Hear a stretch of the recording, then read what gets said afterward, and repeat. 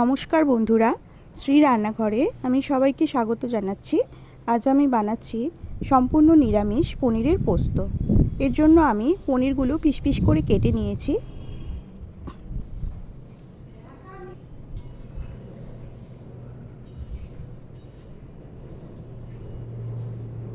এবার আমি কড়াইতে সাদা তেল দিয়ে পনিরগুলো ভালোভাবে ভেজে নেব।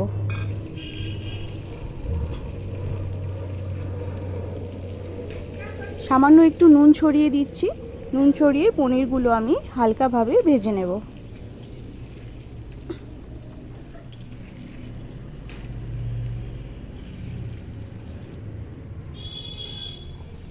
আমি এবার আলুগুলোও ভেজে নিচ্ছি।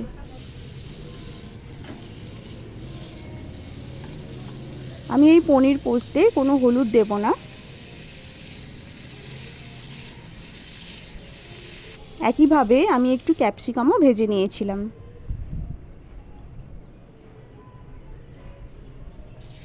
এবার কড়াইতে তেল দিয়ে তাতে আমি সাদা জিরে ফোড়ন দিয়েছি আর একটা কাঁচা লঙ্কা আর টমেটো কুচি দিয়েছি।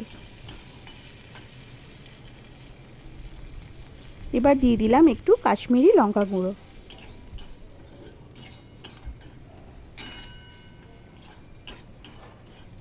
আমি পোস্ত, কাজু বাদাম আর চারমগজ বেটে রেখেছিলাম, সেটা আমি এবার দিয়ে দেবো। তেলের পরিমাণটা খুব কম হয়ে গিয়েছিল, মশলাটা ভাজা হওয়ার দরকার ছিল, তাই আরেকটু তেল দিয়ে দিলাম।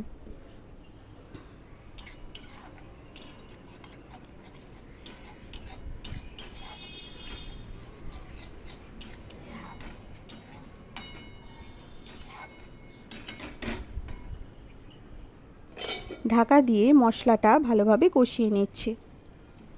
এবার আমি আলু আর ক্যাপসিকামটা দিয়ে দিলাম, দিয়ে মশলার সাথে 3-4 মিনিট মতো ভালোভাবে কষিয়ে নেব।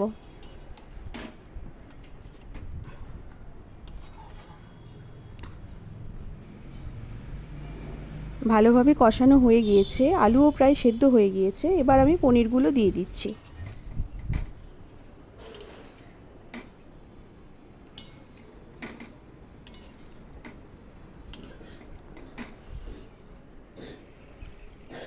এবার আমি দিয়ে দেবো পরিমাণ মতো জল।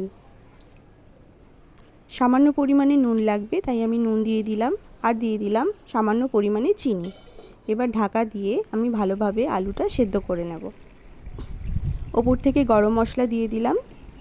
এটা একদম হয়ে গিয়েছে। এবার আমি এটা একটা বাটিতে ঢেলে নিচ্ছি।